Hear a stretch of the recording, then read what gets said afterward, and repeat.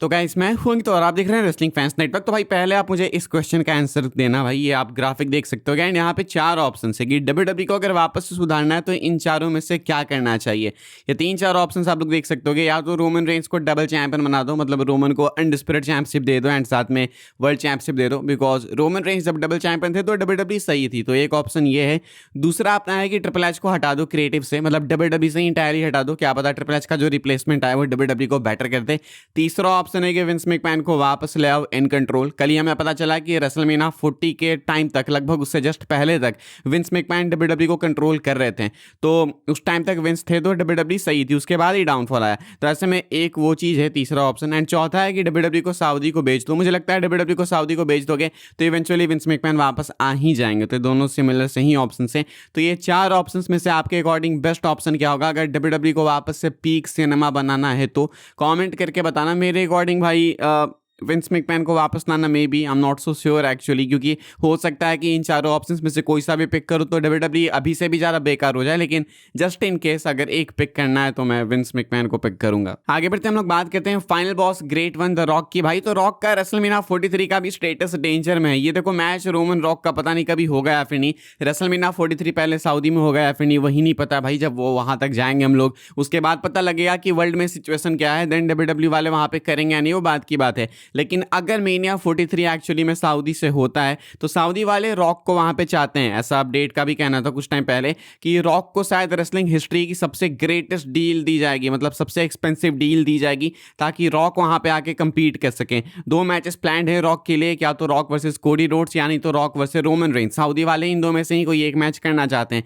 इसमें भी सबसे ज्यादा चांसेस हैं कि ये लोग Roman Reigns versus the rock का मैच करना चाहते हैं। लेकिन ये मैच अभी भी अनसर्टेन है बिकॉज अपडेट का कहना है, न्यू अपडेट आई उसका कहना है कि साल के एंड होते होते रॉक को 2 मेजर मूवीज फिल्म करनी है जो कि 2027 तक जाएगी। यानी कि रॉक जो है भाई 2 मेजर प्रोजेक्ट्स के साथ में इन्वॉल्व होने वाले हैं 26 के एंड से लेके 27 तक में। यानी कि रेसलमेनिया 43 के टाइम पे वो मोस्ट लाइकली बिजी होंगे कहीं फिल्म शूट करने के लिए। एंड यही एक रीजन है कि रॉक कभी भी डब्ल्यूडब्ल्यूई में एक्टिव नहीं हो पाए हैं पिछले कुछ सालों में, क्योंकि उनके कमिटमेंट्स बदल चुके हैं। अब वो डब्ल्यूडब्ल्यूई की तरफ ज़्यादा मेन फोकस नहीं है, अब वो हॉलीवुड की तरफ है, इसलिए वहाँ उनको मेन प्रायोरिटी समझनी होती है उधर की चीज़ों को। तो डब्ल्यूडब्ल्यूई उनके लिए सेकेंडरी है, प्राइमरी तो बिल्कुल भी नहीं है पिछले कुछ सालों में। तो इसीलिए भाई अब रेसलमेनिया 43 का भी स्टेटस थोड़ा अनक्लियर सा है रॉक का, क्योंकि अगर उस टाइम पे वो फिल्म शूट कर रहे होंगे एंड ऑल्सो कहा जा रहा है कि मेजर प्रोजेक्ट है, तब तो डब्ल्यूडब्ल्यूई में वो इन्वेस्ट नहीं कर पाएंगे। ऐसा नहीं है ना कि बस एक दिन आगे कंपीट कर गए। आपको रेसलमेनिया में भी कंपीट करना है तो कम से कम एलिमिनेशन चेंबर के बाद तो आना ही होगा, उतना तो आपको टाइम देना ही होगा, वरना अदरवाइज तो रेसलमेनिया मैच करा के फायदा ही नहीं है ना।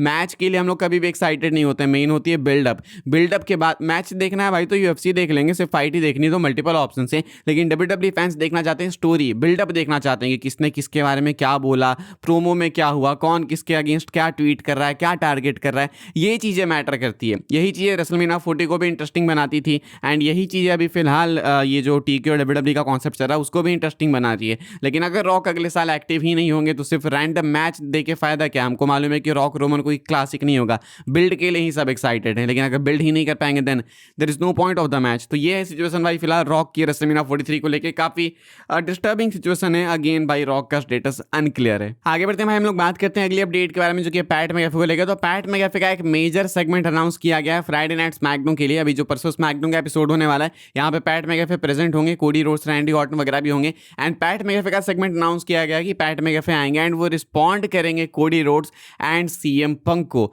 अब देखो ठीक है, मैं एक्चुअली एक्साइटेड हूँ इनके रिस्पॉन्स के लिए, क्योंकि जब भी डब्ल्यूडब्ल्यूई के अंदर कहानी ना प्रोडक्ट से बाहर चली जाती है, लाइक रेसलमेनिया 40 के टाइम पे तुम देखो वी वांट कोडी एंड जो सोशल मीडिया पे ट्रेंड वगैरह चला था वो बहुत इंटरेस्टिंग था। अभी भी देखो तो ये चीज़ इंटरेस्टिंग है। अगर तुम इसको रैंडी ऑर्टन कोडी रोड्स के फ्यूड से अलग कर दो तो बहुत ही इंटरेस्टिंग है कि टिकट प्राइसेस डाउन करो, टीकेओ वर्सेस डब्ल्यूडब्ल्यूई, कमाल है। तो ऐसे में इनके रिस्पॉन्स के लिए मैं एक्साइटेड तो हूँ, बट द प्रॉब्लम है कि हम लोग अपना फोकस शिफ्ट कर रहे हैं। जो focus Randy Orton Cody Rhodes के पर्सनल हिस्टोरिक फ्यूड पे होना चाहिए था, अब वो पैट मैकएफे पे सेंटर्ड हो गया है कि पैट मैकएफे मैकेफे क्या रिस्पॉन्ड करेंगे कोडी को, लाइक इसकी नीड ही हमें नहीं है। पैट मैकेफे रिस्पॉन्ड ही क्यों कर रहे हैं एट द फर्स्ट प्लेस, इसकी नीड क्या है? रैंडी ऑर्टन को होना चाहिए ना कोडी के अगेंस्ट, ये चीज़ सही नहीं लगी मुझे। अदरवाइज ये कहानी डेफिनेटली इंटरेस्टिंग है, टिकट सेल्स एंड ये जो ड्रामा चल रहा है भाई बैकस्टेज पॉलिटिक्स का टीवी पे दिखा रहे हैं, वो सही है, वो कमाल इंटरेस्टिंग है। लेकिन इसमें रैंडी ऑर्टन कोडी रोड्स के फ्यूड का क्या होगा? सोचो कि सेगमेंट अनाउंस किया गया है रैंडी कोडी का नहीं, पैट मैकेफे का, कि पैट मैकेफे क्या रिस्पॉन्ड करेंगे CM Punk and Cody Rhodes को।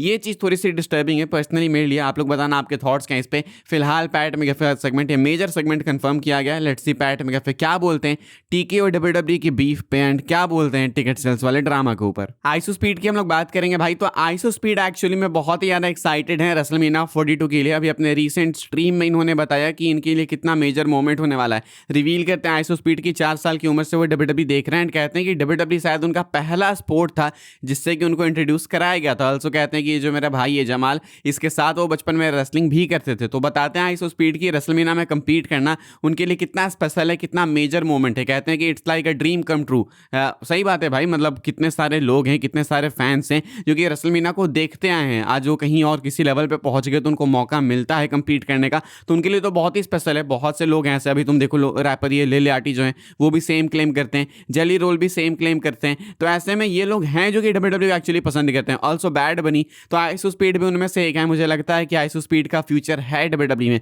वो एथलेटिक है भाई, एंटरटेनिंग है। I am not sure about promos, लेकिन एंटरटेनिंग है तो प्रोमोज भी वर्क कर जाएंगे। तो इन्फ्लुएंस ऑल्सो है, तो डब्ल्यूडब्ल्यूई को भी फायदा है। तो मुझे लगता है जो लोगन पॉल के साथ इनकी डील हुई, इवेंचुअली आइसो स्पीड के साथ भी वैसी डील होगी। हालांकि शायद स्पीड उतना कंपीट ना कर पाए, उतना शायद कमिट भी ना कर पाए, लेकिन इवेंचुअली वो चीज़ होगी, मुझे बिलीव है। फिलहाल आइसो स्पीड कहते हैं कि मेरे मैच को आप लोग रेसलमेनिया में देखना, क्योंकि मेरे लिए बहुत ही ज़्यादा स्पेशल है एंड मैं चाहता हूँ कि आप सब लोग देखो। अब सोचो भाई, इनके कम से कम लाइव स्ट्रीम पे 1 लाख एक्टिव व्यूअर्स आते हैं, वो जो लाइव आते हैं, सिर्फ लाइव की बात, तो उतने लोग तो ट्यून इन करेंगे ना मीनिया के लिए, आइसो स्पीड को देखने के लिए। सोच लो मतलब कितना क्रेजी इन्फ्लुएंस है। तो आइसो स्पीड एक्साइटेड है काफ़ी ज़्यादा रेसलमेनिया 42 के लिए। आगे बढ़ते हैं भाई, हम लोग बात करते हैं अगली अपडेट के बारे में, जो कि अपनी आखिरी अपडेट है भाई। एंड रेसलमेनिया 42 के लिए ओपनिंग मैचेस कंफर्म हो चुके हैं। ये इन्होंने कंफर्म पहले ही कर दिया था भाई, ध्यान नहीं गया था मेरा। मैं आपको बताता हूँ भाई, डब्ल्यूडब्ल्यूई ने नाइट 1 नाइट 2 के लाइनअप को अनाउंस किया कि कौन कौन से मैचेस होंगे। ऑल्सो ये पहले से कंफर्म है कि जो पहला घंटा होने वाला है रेसलमेनिया नाइट 1 नाइट 2 का, वो ESPN पे आने वाला है, यानी कि बेसिकली किक ऑफ मैचेस। तो नाइट 2 की बात करें तो लेस्नर एंड ओमा फेमी एंड उधर अपना इंटरकॉन्टिनेंटल लैडर मैच, ये जो 2 मैचेस हैं वो फर्स्ट आवर में होने वाले हैं। एंड अगर नाइट 1 की बात करें तो ड्रू मैकिंटायर जेकब पार्ट 2 का अनसैंक्शनड मैच एंड ये 6 मैन टैग मैच जिसमें आइसो स्पीड है, ये फर्स्ट आवर में होने वाला है नाइट 1 पे। यानी कि ये 2 मैचेस हैं जो कि स्टार्टिंग में देखने को मिलेंगे। एग्जैक्टली नहीं पता कि पहला का पहला मैच कौन होगा, लेकिन नाइट 1 में मोस्ट लाइकली ये लोग चालू करने वाले हैं मुझे लगता है अनसैंक्शनड मैच से, ताकि एक वाइब बन जाए भाई कि ओ भाई क्या मैच था। एंड नाइट 2 मुझे लगता है कि लेस्नर ओबा से ये लोग स्टार्ट करेंगे, उसके बाद होगा लैडर मैच। एंड इधर नाइट 1 में पहले ये अनसैंक्शनड मैच, उसके बाद ये मल्टीपर्सन टैग मैच मुझे लगता है। तो फिलहाल यही 4 मैचेस जो हैं भाई वो किक ऑफ में होने वाले हैं स्टार्टिंग में रेसलमेनिया के पहले घंटे में, नाइट 1 नाइट 2 दोनों में। मोस्ट लाइकली लेस्नर ओबा ओपन करेंगे नाइट 2 को and most likely Jacob and Drew open करेंगे नाइट 1 को। फिलहाल भाई इस वाली वीडियो के लिए यही सारी अपडेट्स थी। आई होप्स आपको इन्फॉर्मेशन मिली हो तो वीडियो को लाइक कीजिएगा, शेयर कीजिएगा एंड सब्सक्राइब कीजिएगा चैनल को, ताकि आने वाले टाइम के अंदर आपको और भी सही डब्ल्यूडब्ल्यूई के अपडेट्स वगैरह सबसे पहले देखने को जानने को मिलते रहे। फॉलो कर सकते हैं आप लोग मुझे इंस्टाग्राम एंड ट्विटर पर, लिंक आपको मिलेगी डिस्क्रिप्शन में। ज्वाइन कर सकते हैं व्हाट्सएप चैनल को, उसके भी लिंक है डिस्क्रिप्शन में। मिलूंगा मैं आपसे अगली वीडियो में जल्दी ही, तब तक के लिए goodbye, thanks for watching.